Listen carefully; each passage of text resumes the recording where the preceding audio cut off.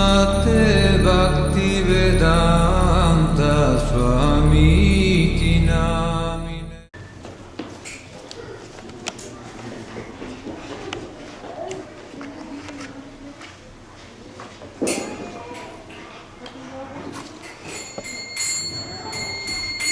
Jaya Radha Madhava Kunja Vihari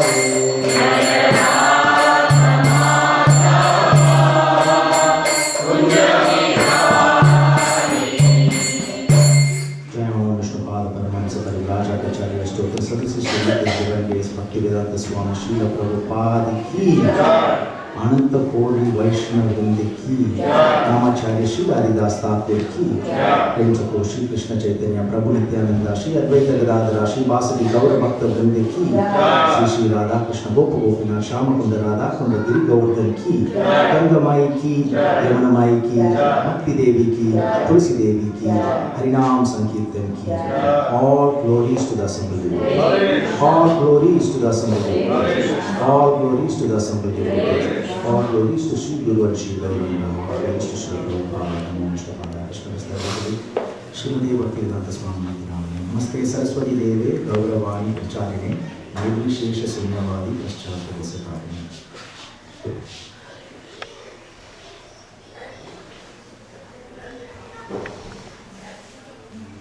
Om Namo Bhagavate Vasudevaya.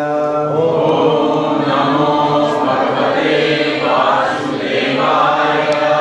Om Namo Bhagavate Vasudevaya. Om Namo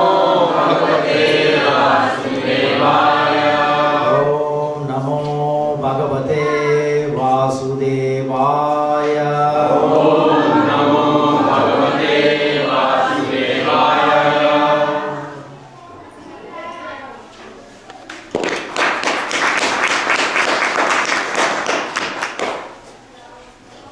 Very grateful for this opportunity to be with all of you this morning at ISKCON Brampton.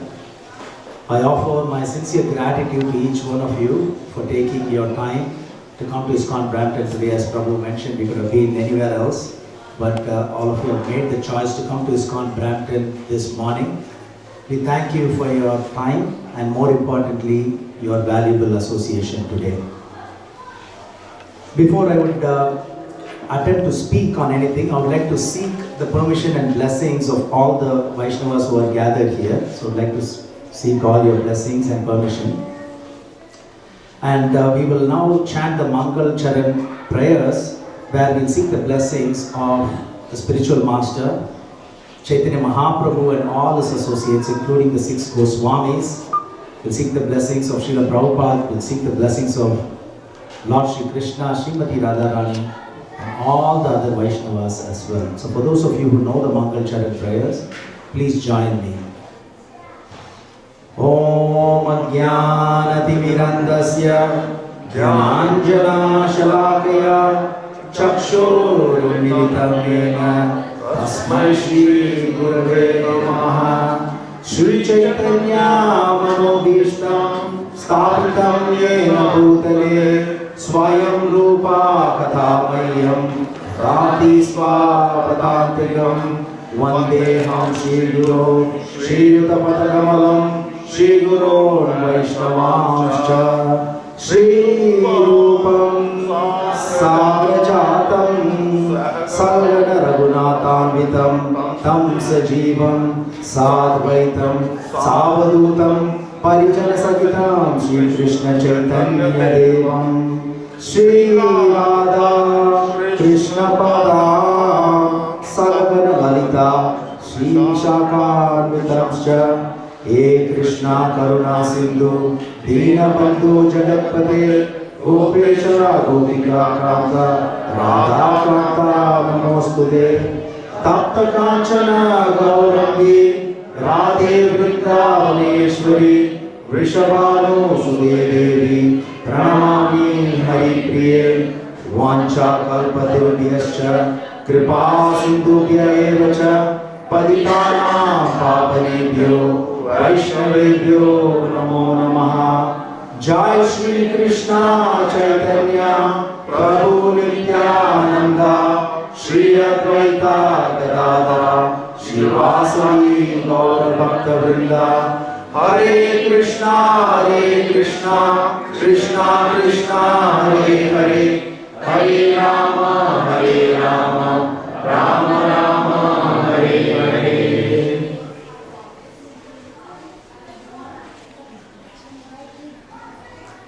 Hare Krishna. Hare Krishna. On February 8th was a very auspicious day where we celebrated the disappearance day of one of our great Vaishnava Acharyas, Sripad Ramanujacarya. The previous day, it was the disappearance day of Sri Madhvacharya, and all of us are from this Brahma Madhva Gaudiya Vaishnava Sampradaya. So all the devotees of ISKCON are connected to this Vaishnava Sampradaya. And Sripad, today we will hear the life and teachings of Sripad Ramanujacarya. And before we hear about the life and teachings of Sripad Ramanujacarya, you just heard the word disappearance. So we'll briefly discuss what is the meaning of the word disappearance and also what is the meaning of Ramanuja. So Rama Anuja, Anuja means brother. So he is the brother of Lord Ramachandra. So his original Adishesh, who appeared in Treta Yuga as Lord Lakshman, brother of Lord Ramachandra, and in Kali Yuga he appeared as Ramanujacharya. So Acharya means, you would have heard this term Acharya very often. Acharya means one who teaches by example. So we know about Namacharya, Srila Haridas Thakur. So Acharya means he teaches by his example. Nama, he teaches about how to chant the holy names of the Lord, where he chanted over 174 rounds a day, which equates to 300,000 names of the Lord every day.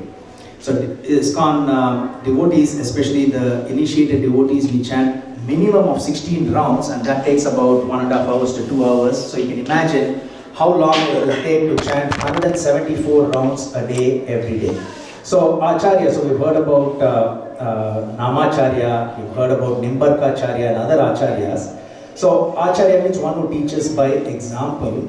And disappearance. So for a conditioned soul, when somebody is born, we say when somebody takes birth, we say he's born. And when he leaves the body, we say he died. But for exalted devotees and great acharyas, it is said they appear and they disappear. In one way, conditioned souls also appear and disappear because there is no birth or death for the soul. So the second chapter of Bhagavad Gita discusses in detail about the signs of soul. Especially the 20th verse of the second chapter, Na jayate mriyate va kadachin nayam bhutva bhavita vana bhuya ajo nitya sasvato yam purano na hanyate anyamana sarire. So ISKCON founder Acharya A.C. Bhaktivedanta Swami Srila Prabhupada repeated this particular verse several times because it is so important. It is said, for the soul there is neither birth nor death, and the soul does not come into being, will not come into being, has not come into being, and the soul is unborn, eternal, ever existing, and primeval. And when the body is slain, the soul is not slain. So even the conditioned soul, in a way, we appear and disappear, but in many, many different types of bodies.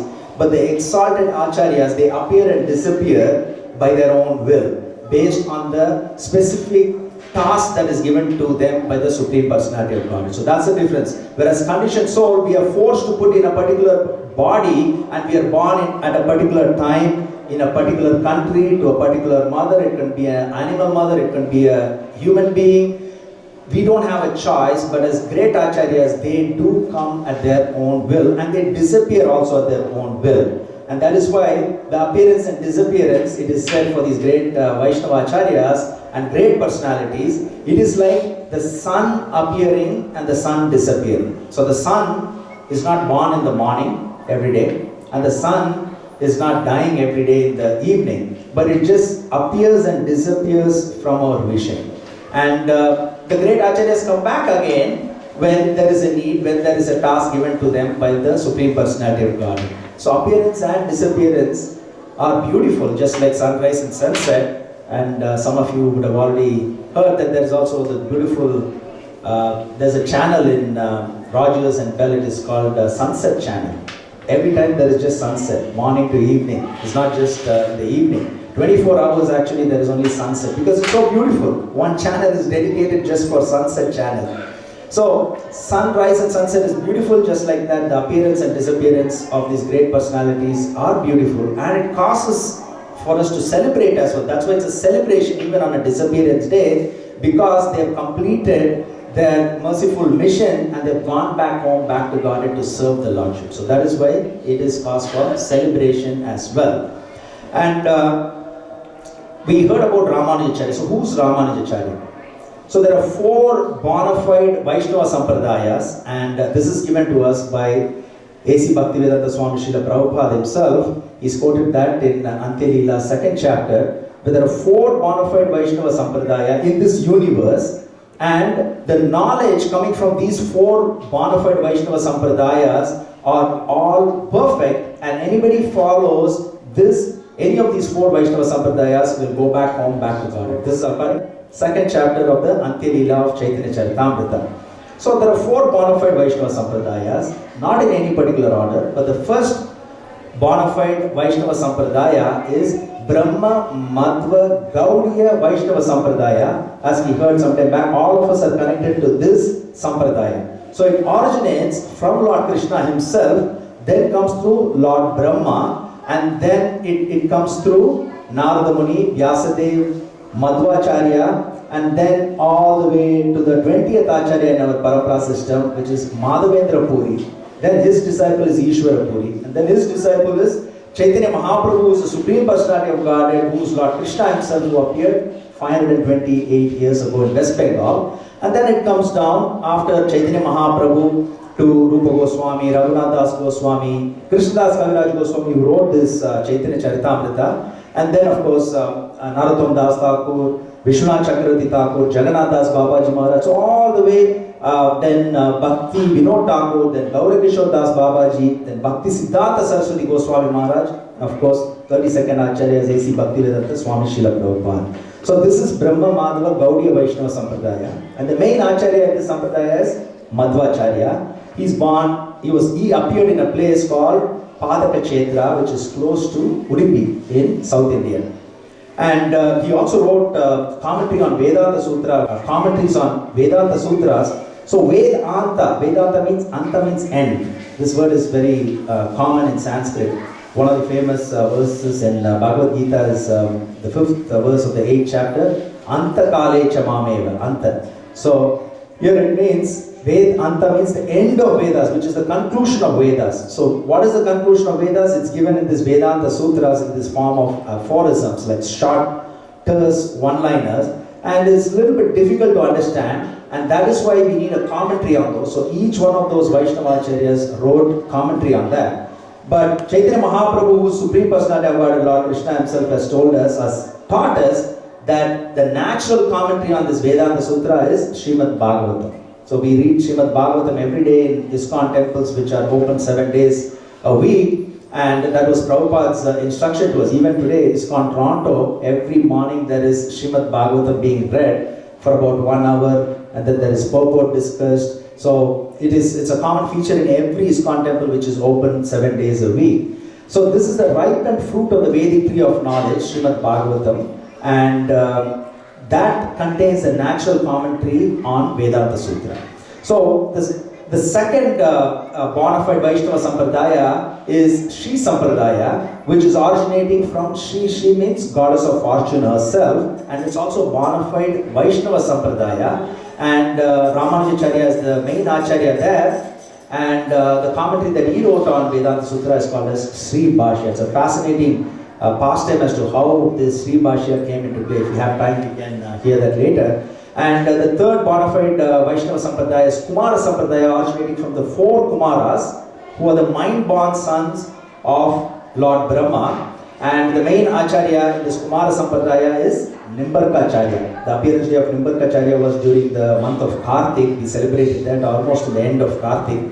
And the fourth bona fide Vaishnava Sampradaya is the Rudra Sampradaya, and it's originating from form of Lord Shiva, Rudra himself, who has actually had appeared from between the eyebrows of Lord Brahma. So this bona fide Vaishnava Sampradaya is originating from Rudra, and the main Acharyas in this Rudra Sampradaya are Vishnu Swami, the Prabhupada that quoted several times in the purport of Srimad Bhagavatam, and Vallabhacharya as well. So these are the bona fide, 4 bona fide Vaishnava Sampradayas. And also we have to know the reason, the esoteric reason as to why Ramanujacharya appeared. So to go back in history, according to our Acharyas, at the beginning of Kali Yuga, as you know, Kali Yuga is age of vice, quarrel and hypocrisy. We don't really need to learn this from the Vedic literature. We can know that now when we go to work and things like that. There's always so much of competition. Everybody wants to win, and at any cost they will climb on anybody's shoulder. So we can see this is the age of quarrel and hypocrisy and vice, and people have short memory, short lifespan, and also very minimal interest in spiritual activity. So that's what is the symptoms of this Kali Yuga. And in this particular Kali Yuga, where there is age of quarrel and hypocrisy, before Ramanujacharya can appear, devotees were actually performing this or indulging in this animal sacrifice. So all these animals were being killed. This is the beginning of Kali Yuga. But these animal sacrifices are not possible in Kali Yuga. This type of yajna is not possible. That is why Sankirtan yajna is what is recommended in this Kali Yuga. The reason is there are no pure Brahmins who can chant the Vedic mantras perfectly well. There are no paraphernalias needed for all these Vedic sacrifices, because when mantras are chanted, when an animal is killed, for example a horse is killed, because of this chanting of this Vedic mantras in a pure form that Prabhupada has explained to us, as well as because of the purity of the paraphernalia, like ghee is not available, they are unable to get back this animal back into life. So what they were doing in the wrong interpretation of Vedic literature, the animals were being slaughtered. So because of that, Lord Buddha incarnated. So this is there in Srimad Bhagavatam, the 24th verse of the 3rd chapter of the 1st canto itself. The appearance of Lord Buddha is clearly stated in Srimad Bhagavatam. That's a great prophecy. 2500 years before Lord Buddha can appear, the appearance is predicted in Srimad Bhagavatam. So it is said, in the beginning of age of Kali, the Lord will appear as Lord Buddha in the province of Gaya to Anjana. So very clearly the prophecy is given. So Lord Buddha appeared and he preached ahimsa. So that was his main preaching, ahimsa, not to kill animals. And then he also had to introduce that voidism as well as atheism. So that this is one end of the spectrum where there is no Vedas, there is nothing, there is just voidism and atheism. But then he's Supreme Personality of God himself, Lord Buddha, and atheists followed him. So in one way, even atheists performed devotional service by following the Supreme Personality of God. And then came Adi Shankara, who had to reintroduce this Vedic literature in the form of Upanishads, where he said that is called as Advaita Vedanta philosophy. Some of you may have heard this. Advaita Vedanta philosophy means it is monism. Monism means non-dualism. Non-dualism means there is no distinction between God and the Jiva. Jiva is equal to Paramatma. So that was the concept that Adi Shankara introduced, this impersonalism, and which is also referred to as Mayavadi philosophy by Srila Prabhupada. So that was at the other end of the spectrum, which means everything is God. You are God, I am God, table is God, everything was God. That was the philosophy of Advaita Vedanta.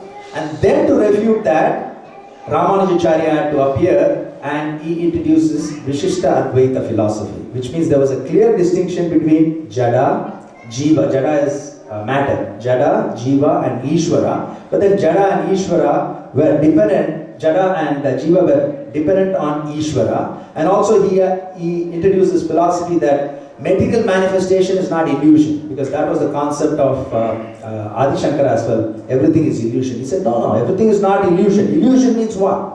When we have a snake and a rope, we think that the rope is a snake or snake is a rope. That is an illusion. And similarly, when there is hot sand in a desert, we think it's water.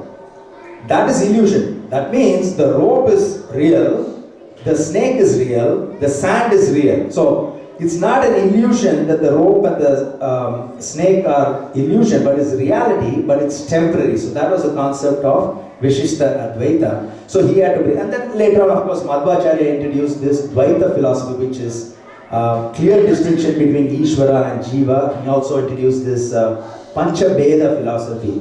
Very, very simple philosophy to understand. Again, we heard about Jada means matter, Jiva means individual spirit soul, and Ishvara means Supreme Personality of Godhead. So there is clear distinction between Panchabheda means 5 truths, Veda means truth. So Jiva is not equal to Jiva, one soul is not equal to another soul. Jiva is not equal to Jada, so living entity is not equal to matter. And then Jiva is not equal to Ishvara, we are not equal to the Lord. Similarly, Jada is not equal to Jada and Jada is not equal to Ishvara. So very simple philosophy of Madhvacharya. But all these were perfected by Chaitanya Mahaprabhu when he introduced this Achintya Veda Veda Tattva.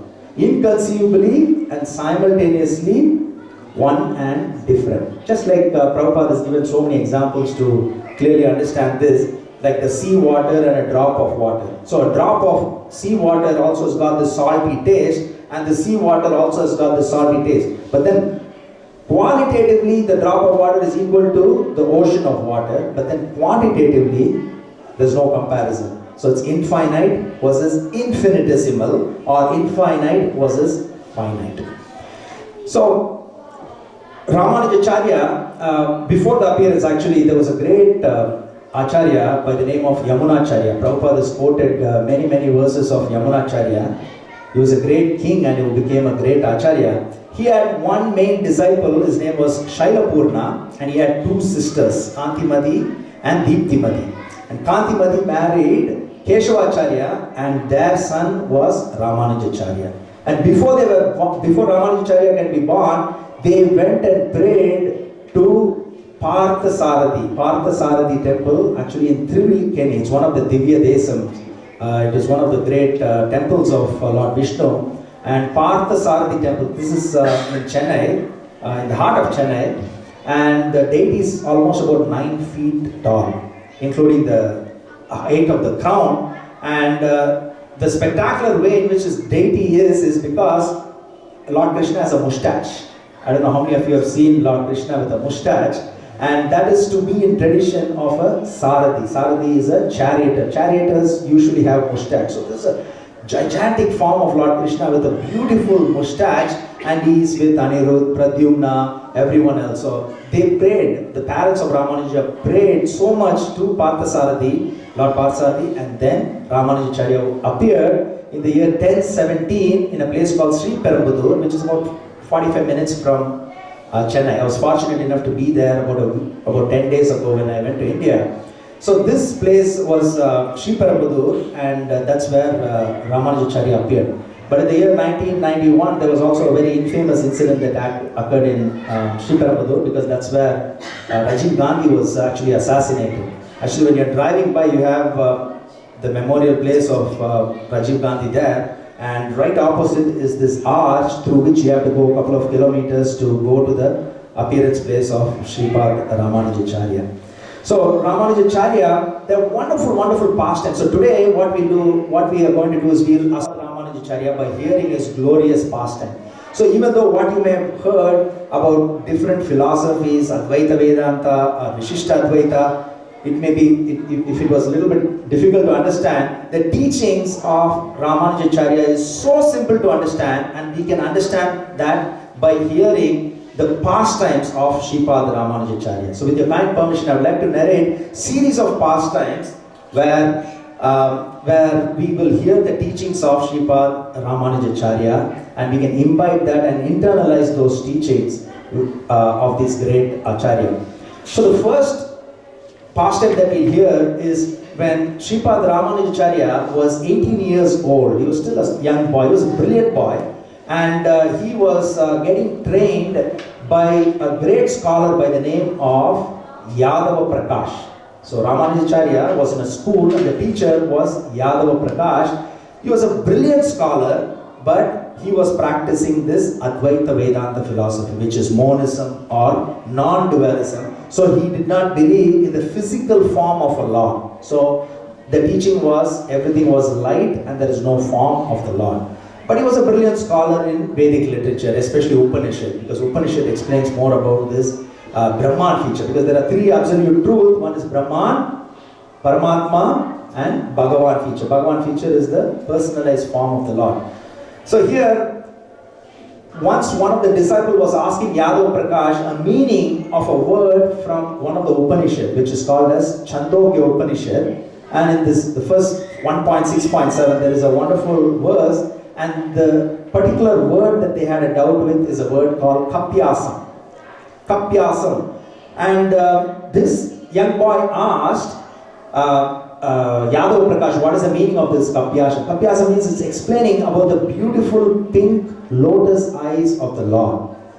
But Yadav Prakash does not believe in the personalized form of the Lord, so he gave a very, very sinful, derogatory meaning for this Kapyasam, for the word, for the explanation of the word pink. So when Ramanujacharya heard that, even though he was a boy, he was massaging the feet of the spiritual master. When he heard that, hot tears were rolling down his cheeks like Ganges and Yamuna river, and it fell on Yadav Prakash's feet. So he said, "Why are you crying?" And he said, "The explanation that you gave is so sinful, it's so wrong." He's talking to his teacher. It is absolutely wrong, not according to the Vedic literature. The meaning of this particular word is how beautiful the pink lotus eyes of Lord Krishna is, like the lotus petal. And then Yadav Prakash, it was an eye-opener for Yadav Prakash. He did not agree to that because he's a vehement follower of Advaita Vedanta philosophy where Lord God does not have a form. So what did he do? Immediately he thought, I have to expel him from school. He's a very dangerous personality because he's introducing this concept that God has got a form. So if he introduces this, everybody will become his follower. If he's continuing here, all my disciples will become the followers of Lord having a form. So I have to expel him from the school. But he also thought, if I expel him from the school, he will start an own school, and then many of my students will go to that, and he will start many other schools, and everybody will believe in the personalized form of the Lord. So let us kill him. Let me kill him. That's the only way I can put an end to Ramanujacharya. And how can I kill him? So he called all his close disciples or students, and he said, he's a very dangerous personality. Let us take him to Vindhya Hills in central part or central western part of India, where there is Ganges flowing. So we'll go on this pilgrimage, we will kill him there, and then we'll all take bath in Ganges. When we take bath in Ganges after we kill somebody, then we don't incur any sin. Now this is his false interpretation of what is sinful, how to expunge the sinful reaction. So he said, let's kill him and take bath in Ganges and come back quietly, and we'll say that he fell sick on the way and he died.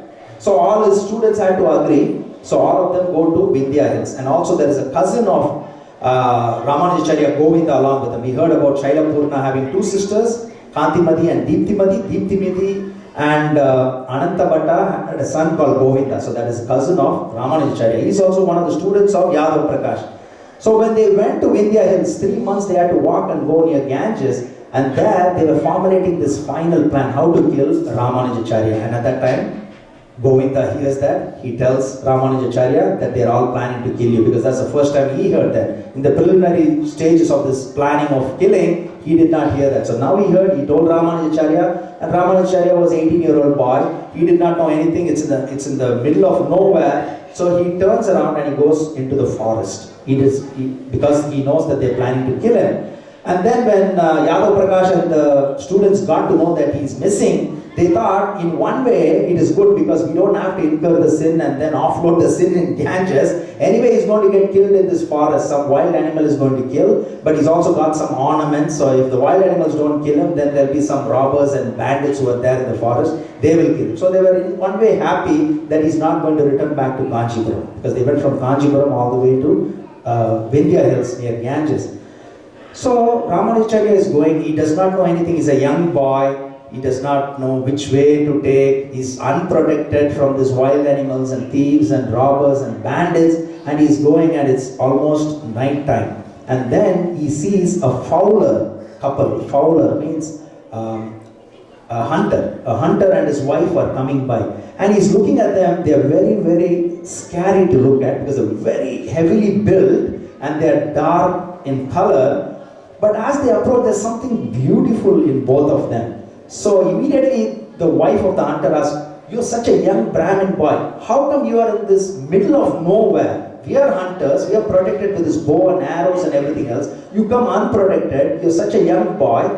How did you come here?" Then he said, Ramanujacharya said that he's from Kanchipuram and he got lost. He didn't say anything about the plans of Yadav Prakash. And then immediately the fowler couple said, when they got to know that he's from Kanchipuram, "We are also going to Kanchipuram and Rameswaram." So Ramanujacharya was surprised. "How come you're going to Kanchipuram and Rameswaram?" Then they said, "Lifelong we have survived by catching these birds. Now we have incurred so much sin, so we are going to these holy places to get rid of our sins.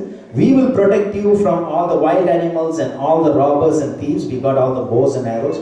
You please come with us." So they walked for a few minutes and it's already getting late. Then the husband, the fowler, said, "Let's stay tonight here, have a sort of bonfire, we'll collect some wood, light some fire so animals don't come here, and then tomorrow morning we'll march or walk towards Kanchipuram." It's going to take many, many months, as you know. It took 3 months for them to come from Kanchipuram to Vindhya Hills, and still they are in the heart of Vindhya Hills, so it takes so many months for them to go. Then the wife of the fowler says, "Can I have water? I'm so thirsty."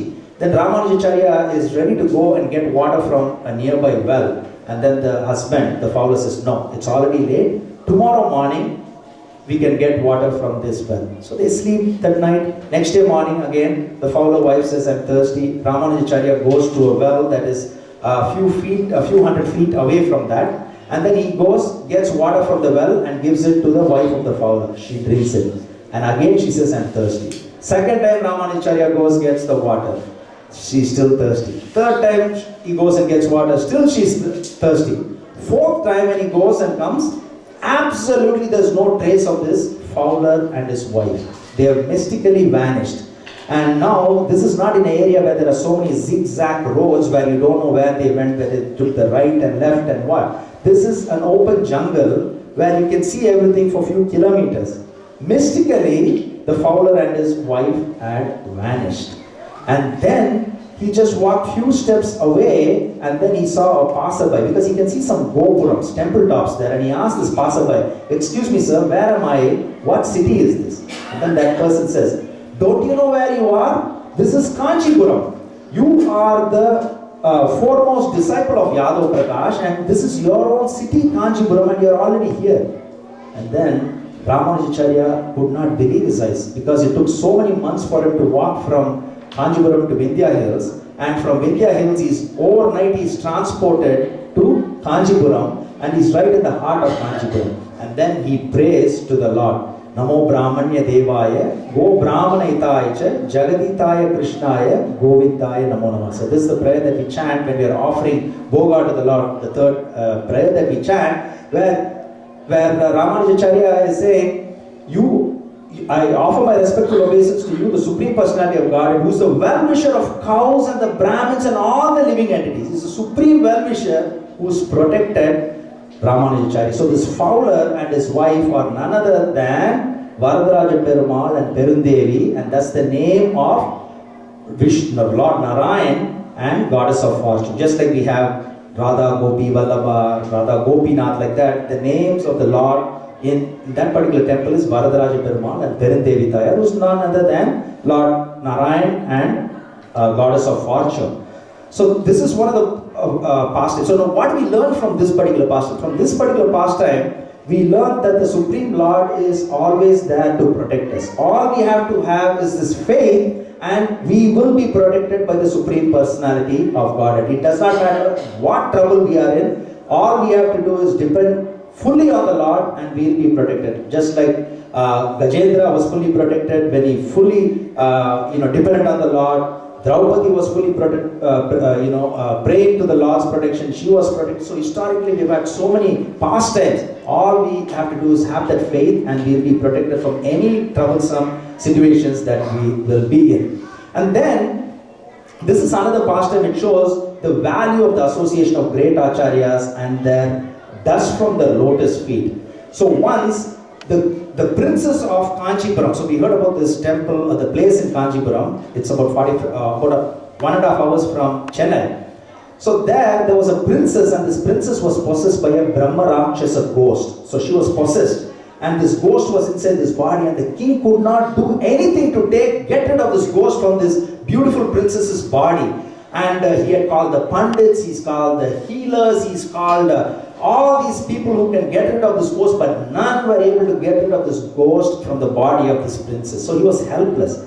But then he got to know this Yadav Prakash, who is the teacher of Ramanujacarya. He's also expert in getting rid of this ghosts and evils. So he calls upon Yadav Prakash to try to get rid of the ghost from his daughter's body.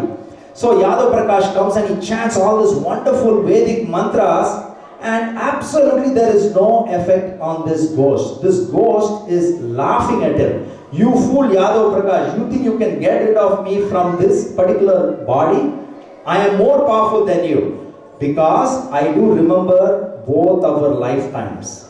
Your past life, in your past life, Yadav Prakash, you were a lizard in a well, in a dry well.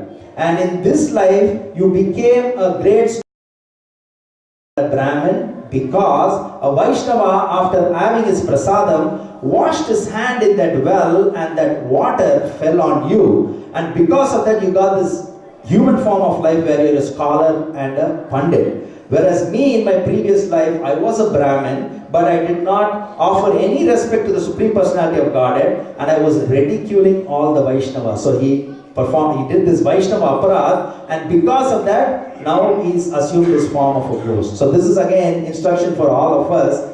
What is the value of association of a Vaishnava? And like even the water that washes the hand of a Vaishnava can liberate us, or at least give a human form of life for any living entity. And when we don't offer respect to Lord Vishnu, and when we blaspheme the devotees and get involved in this Vaishnava aparad, then we can also not have a body at all. Forget about getting a body in the lower form of life like lizard. We will not even have a body like a ghost. And this ghost said, the only way I will go out of this body, in a way that means I will also be liberated, is when you get your youngest disciple, Ramanujacarya, and I want his lotus feet to be placed on this girl's head, because this ghost is inside this princess's body. So if you place the lotus feet of Ramanujacarya on the head of this princess, then I will go. So they immediately summon Ramanujacarya. Ramanujacarya places his lotus feet on this princess, and Ramanujacarya says, now how do I know that you are leaving this body of this princess? Then this ghost from inside this girl, princess, says,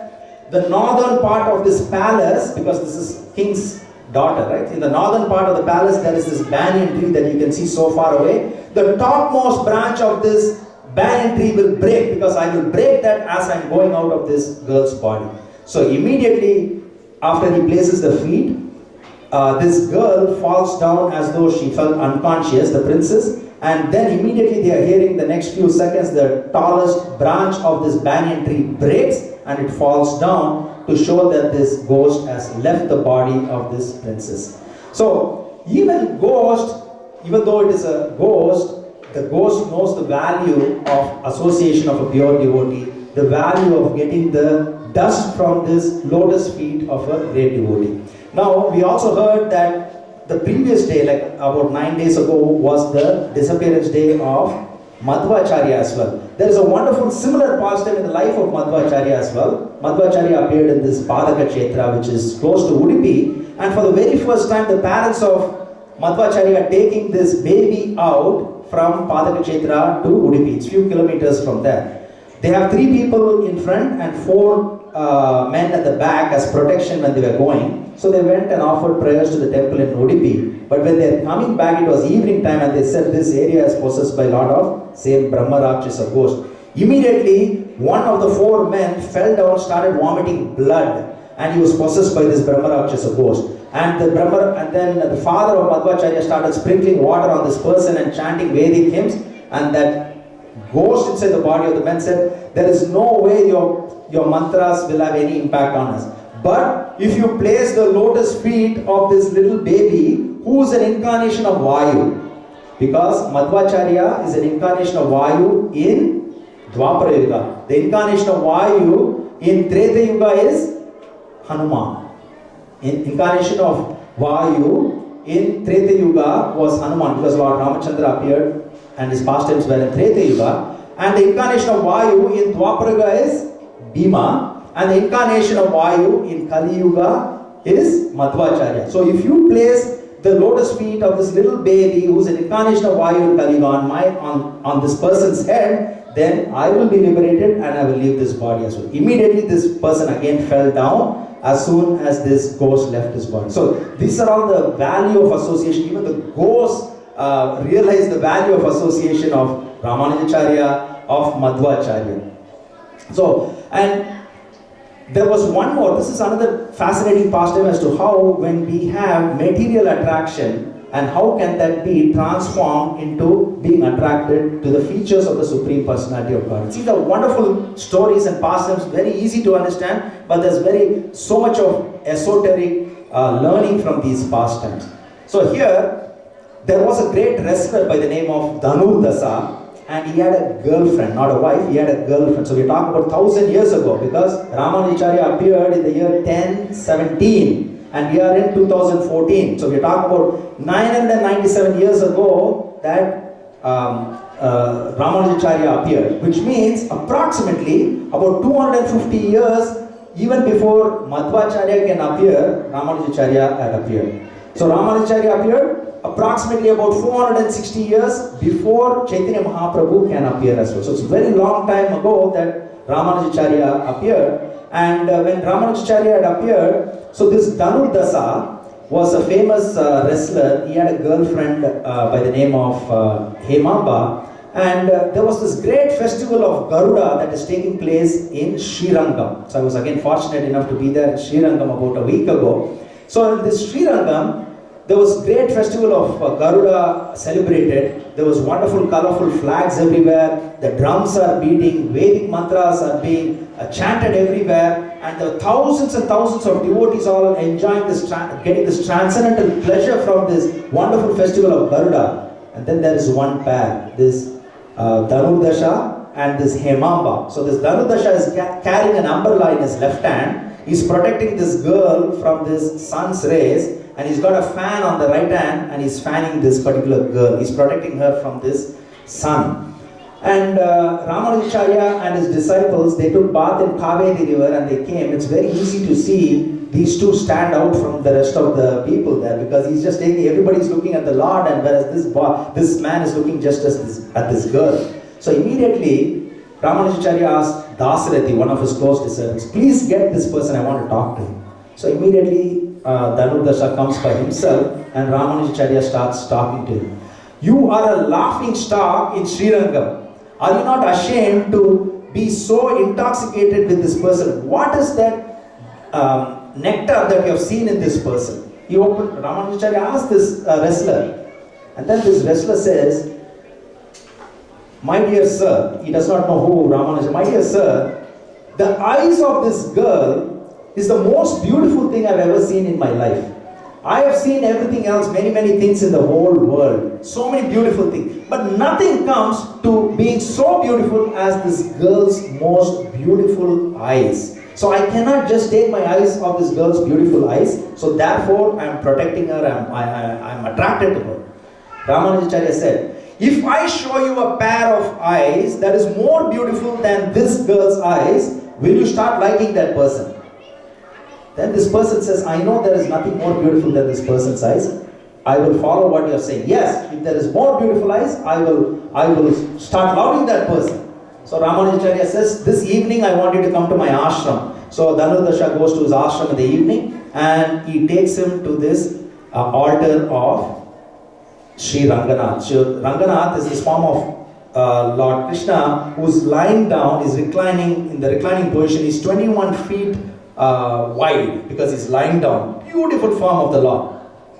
So in the evening, they cross through all the outer gates, and when they go, it's dark inside because in the temples in South India especially, it's very dark. And then this pujari starts this camphor arati, and then as soon as he showed it to the lotus face of Lord Ranganath, it was so brilliant.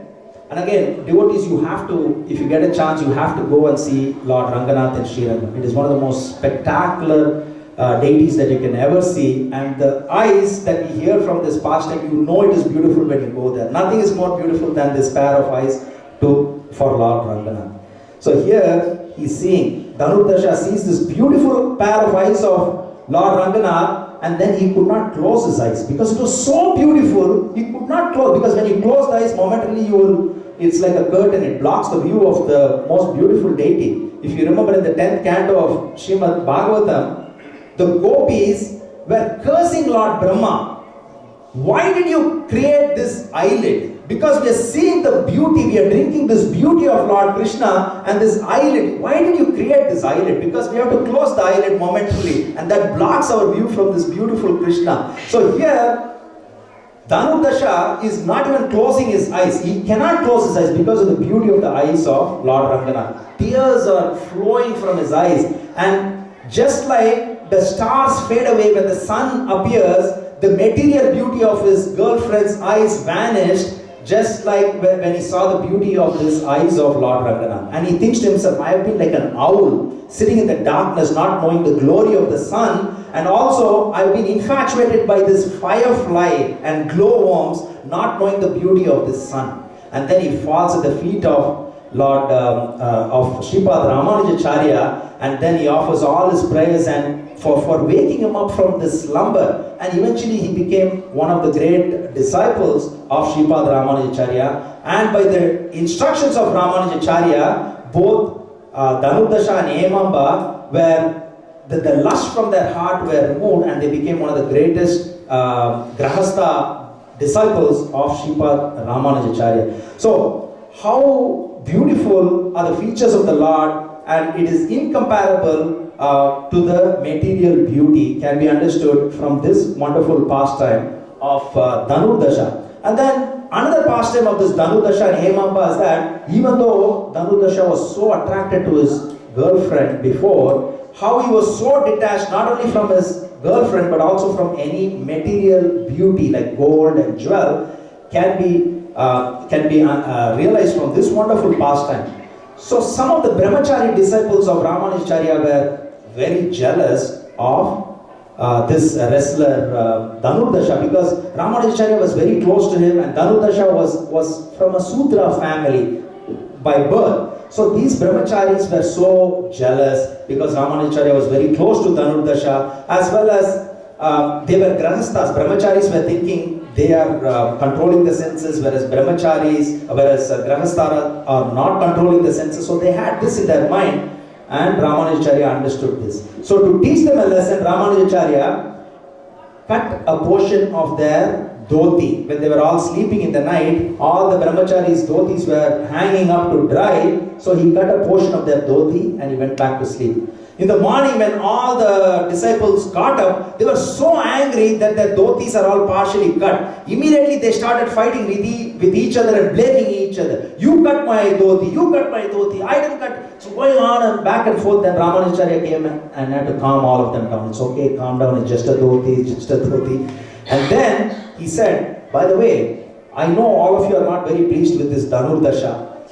You think he's materially attracted to all the gold and jewel that his wife is wearing, and also he's pretending to be a great devotee, but he's so fascinated with his wife and also with all the jewels and gold. So we will find out this, we will prove this. So what you do is, every night, as you know, Dhanurdasha comes in the evening to discuss about the Vedic literatures in my ashram. At that time, 2 or 3 of you brahmacharis go to his house, because he will be staying in my ashram till late in the night. 2 or 3 of you go, his wife will be sleeping, Hemamba. At that time, go and steal all the jewels and come, and then all of you go back again when I let Dhanurdasha go to his wife, and they'll be lamenting for the loss of all this gold and jewel because they are fallen in love with this material things. Then we can prove that they are not great devotees. This Ramanujacarya is trying to teach a lesson to all these brahmacharis. So as usual, Dhanurdasha comes in the evening, and then Ramanujacharya is discussing the Vedic literatures, and he tells 3 of his disciples, okay, now you can go and steal the jewelry from his wife. Now his wife Hemamba is sleeping in one side, so the door was unlocked, because they believe in everybody. They don't think that all the brahmacharis will steal, so the door is unlocked. So these brahmacharis go and they steal. She's lying down like this. They steal the gold bangle, gold earring, everything from her toes. They steal everything. And then she turned the other way, and then they got scared. Oh, she's waking up, and they ran away. And as soon as Ramanujacharya sees these brahmacharis coming with some gold and things like that, then he lets go of Dhanurdasha. Okay, Dhanurdasha, we have discussed Vedic literatures today, you can go home. So Dhanurdasha goes home, and immediately he sees his wife, and he says, my dear wife, why are you wearing jewelry only in one side of your body? And then his wife says, oh, because I was not sleeping, I was lying down and chanting the name. She's done whatever she need to chant before, but even when she's lying down, she's chanting the names of the Lord, and I was closing my eyes. These brahmacharis, I think they are in great poverty and need of some wealth. So they came and started stealing from one side of the body, and I turned over so that they can steal from the other side of my body as well, because they were not having access to steal from the other side, and they got scared and ran away. And then what did Dhanurdasha said? Oh, so now you are thinking that everything is yours and you are trying to give. But everything is Lord Narayan. So this is an illusion that you have, that all what you own is yours. So he started teaching his wife on that nothing belongs to us, everything belongs to Lord Narayan or Vishnu or Krishna. And then she falls at his feet, and she says, I made a mistake, I should not be thinking like that. In the meanwhile, Ramanujacarya had already sent the same brahmacharis you stole to go and hear what they were talking. And these brahmacharis heard every word of the talk between Hemamba, who said that, yeah, I was not sleeping, I let them take it, and I moved the other way so that they can steal from the other side. And then they felt so embarrassed, and then they went back to Ramanujacharya and said what had happened. And Ramanujacharya said, today we will not discuss this, tomorrow we will discuss that, because it's already very late. Next day morning, Ramanujacharya discussed and he taught them how you brahmacharis were having this wrong impression about this grahasthas, and you thought they were so attached with each other or to their material things, whereas you are attached to this worthless dhotis. You are making a big fight with each other because somebody had cut a portion of the dhotis, whereas they have given so much of valuable wealth to you, and they were not at all attached to it. She was ready to give the other side of her body, which was covered with wealth, also to you. So this was a wonderful lesson that was taught by Ramanujacharya to his disciples. And again, this is also instructions for all of us as well. So we have few more. Do we have few more minutes to hear 1 or 2 more pastimes? Is that okay?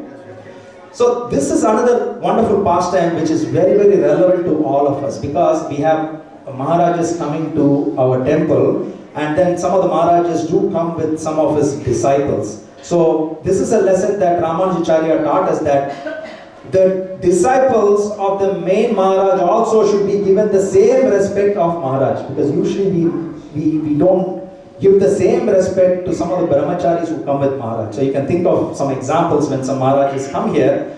So we should be giving the same respect from this example. So once Ramanujacarya want to visit Sri Sailam from Srirangam. So it's a long walk, it takes a few days to go. So he decided next day night, I'm going to stay with one of my disciples. His name is Yajnesha, he's a very rich merchant. So I'm going to stay the night with this Yajnesha. So he sent two of his disciples who were with him, go early and tell that this group of us are coming to stay with him. So two of his disciples ran many kilometers, many hours before Ramanujacarya can come, and he told Yajnesha, his own god brother, my dear god brother, you're so fortunate, Ramanujacarya, Sripad Ramanujacarya is coming with more disciples to stay in your house. Yajnesha was so happy and overwhelmed with ecstasy that he started making wonderful arrangements for Ramanujacarya and the disciples to come. But what did he do? He totally ignored the two messengers who are his own god brothers who came to give the good news. Not even water was given to these two disciples. So these two disciples were so disappointed, and then they came back all the way, coming back so many hours, and then they reported this to Ramanujacarya. Ramanujacarya said, no, I'm not going to go to his house. So instead of going to Yajnesha's house, we'll go to Varadacharya's house, whose wife is Lakshmi Devi. So we'll go to their house, and they were so much in poverty. So when Ramanujacarya went to Varadacharya's house, Varadacharya is not even in the house, because he's gone to work, because he's gone to begging. He's gone to go and beg, because they don't. That is how they survive. So he had gone to beg, and his wife Lakshmi Devi is there, and she was taken aback but pleasantly surprised, so overwhelmed that Sripad Ramanujacarya is there. So immediately she says, my dear Lord, please take bath in the river nearby and come. In the meanwhile, I'll make wonderful prasadam. I'll make bhoga, offer it to the Lord, and then all of you can have wonderful prasadam. And she goes to the kitchen and she sees not even a grain of rice is there to cook. And the spiritual master has come, so how is she going to cook? So immediately she remembers there was this wretched merchant, rich person, who had this lusty desire towards this Lakshmi, the wife of Varadacharya, and he had tried many means by sending many women with so much of jewelry and wealth to entice the wife of Varadacharya, but he was so chaste lady, she did not budge. But she thought, now the only means is to get some opulent grocery through this particular personality who's a rich person, and I have to do whatever he wants me to do, that is later, because service to the spiritual master is beyond everything else. So let me do that. So she goes through the back door, knocks his door, please send me all the most opulent grocery so I can make wonderful bhoga, offer it to the Lord, and give the prasadam to my spiritual master and his disciples, and then I can fulfill whatever your needs are later on that evening. So he sends all the opulent food stuff to Varadacharya's house, and then Lakshmi Devi cooks wonderful feast, offers it to the Lord Bhoga, and then Ramanujacarya and the disciples had wonderful prasadam. And they were also wondering how come she was able to afford so much opulent prasadam. And then Varadacharya comes back after his usual rounds of begging for grains, and he was pleasantly surprised to see all this opulent bhoga being offered, and Ramanujacarya had already eaten. Then he asks his wife, how did you manage to get all this bhoga? And then she says, she's a very chaste woman. She puts her head down and she says, I had no choice but to speak to this person, and he had this desire, so I had to get this, because serving the spiritual master, who's the representative of the Lord. So to serve the Lord through the spiritual master is the highest form of worship. So I told, I will do anything that you want, but we need the best groceries and things like that. Then immediately the husband was never angry. He started jumping up and down in joy. You're the most chaste person I've ever seen. I'm so fortunate to have you as my wife, and definitely the spiritual master is a representation of the Supreme Personality of Godhead. It is beyond all the rules and regulations. And then he was so happy. Then he relayed this to Ramanujacarya. And Ramanujacarya said, do not worry. And he took some of the remnants of the prasadam that he had eaten, which was originally offered to the Lord, and he says, now ask your wife to take it to that person's house and ask him to honor the prasadam. So immediately Lakshmi Devi, Varadacharya's wife, and Varadacharya go to this merchant's house, and then Lakshmi Devi takes this prasadam, which is the remnants of the food that was offered to Ramanujacarya as well, and then he honors that prasadam, and immediately there was change in the consciousness. So he started regarding her as his own mother. And he says, my life is saved, just like the hunter who was burned in the pastime of Damayanti. He wanted to get close to Damayanti, the Nala and Damayanti pastime, and immediately he was burned. Similarly, my life would have been burnt like that, but I'm so fortunate because of honoring this prasadam, my life has been saved right now. And then all three of them come, fall at the feet of Ramanujacarya, and then even this merchant becomes one of the greatest disciples of Ramanujacarya because he's purified of all his lusty desires just by honoring the remnants of the food that was eaten by the great Vaishnavas. And then he's ready to offer so much wealth to Varadacharya and his wife because of the lusty desires that he had. And then Varadacharya and his wife fell at the feet of Ramanujacarya. Please do not let him give us any money. Money is the root cause of all evil, and when we have the money, we will not have the focus to perform devotional service to the Supreme Personality of God. So many wonderful instructions are there from so many wonderful pastimes of Sripad Ramanujacarya. We can go on and on and on because the Lord is Adishesh, He is unlimited, so His pastimes are also unlimited. Similarly, Sripad Ramanujacarya's pastimes are also unlimited, but we just heard few drops in the ocean of the nectarian pastimes of Sripad Ramanujacarya. Sripad Ramanujacarya ki, Srila Prabhupada ki, Gaur Premanande. So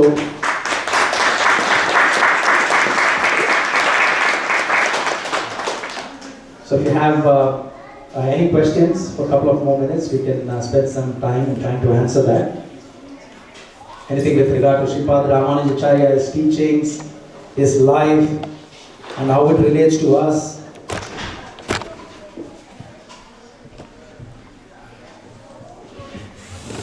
So as I mentioned, his teachings are very, very easy to comprehend based on his life as well. So many more pastimes, but we can hear it some other time. But if you have any specific questions, please feel to ask. There's a question that you may have, someone else may have, but they may feel shy to ask.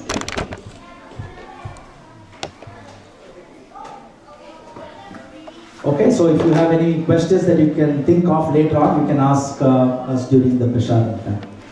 Hare Krishna. Hare Krishna. Thank you very much.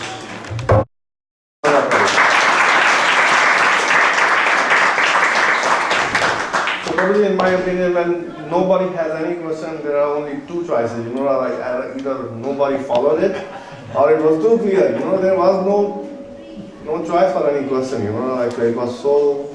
As I said, your thought process is very clear. It's like we follow like anything. So a big round of applause for Anand Karanga Prabhu. Thank you for that. Thank you very much, Prabhu. And continuing with the program, on February 25th, we will be celebrating Vijaya Ekadashi. And so please observe the bath from,